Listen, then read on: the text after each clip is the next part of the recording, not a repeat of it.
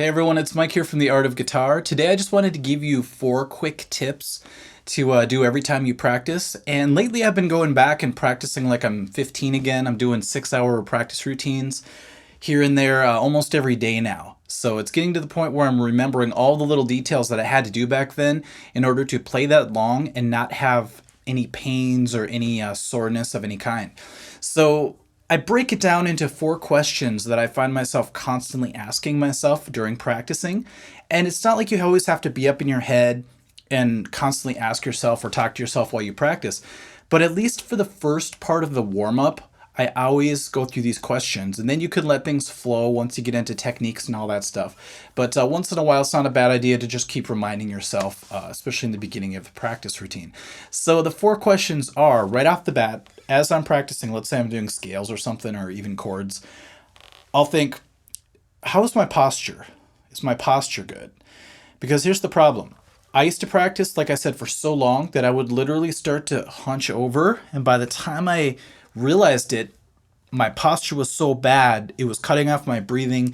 I was starting to get soreness because whenever you think of your spine, this is a very important thing overall. I learned a lot of this from martial arts, but think of your spine like a stack of dishes.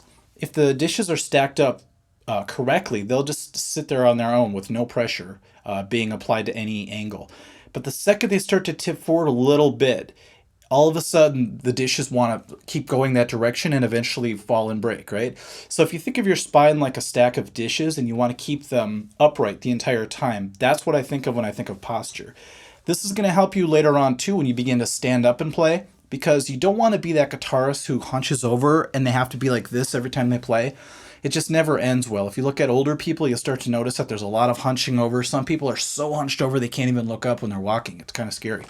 So we already look down so much at our phones and all that. So you want to make sure, at least when you practice guitar, that you're able to give yourself good posture just to start a good habit going. Now, I hinted at this a little bit when I talked about posture, but what happens when you're bending over is you're constricting your chest a little bit in your stomach. And what happens is it makes it harder to breathe.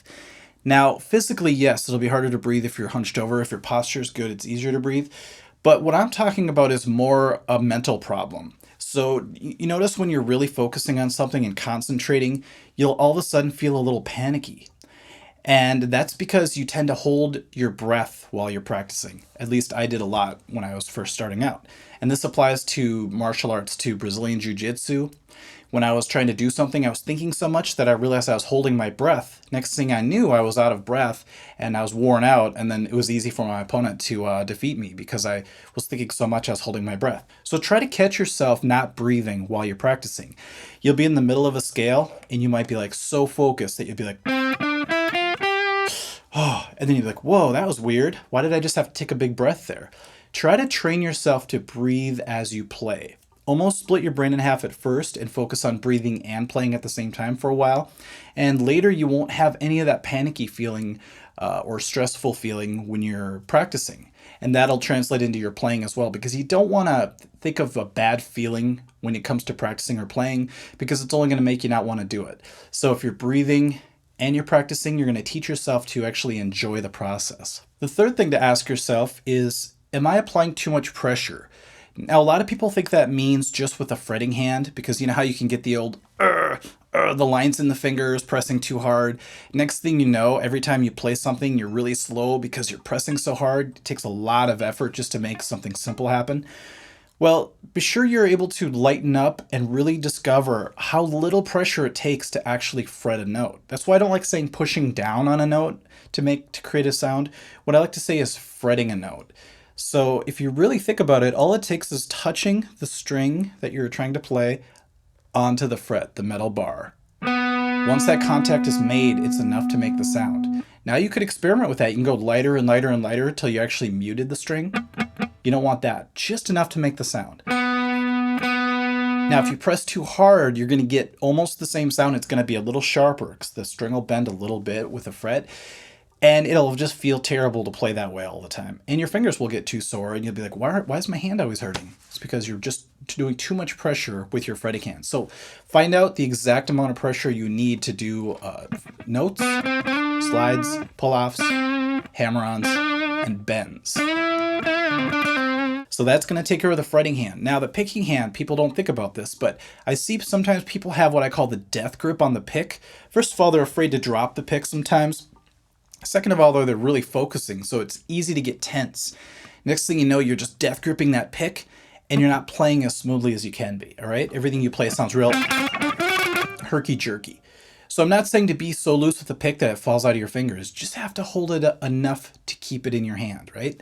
Just like you have to just fret enough to make the note.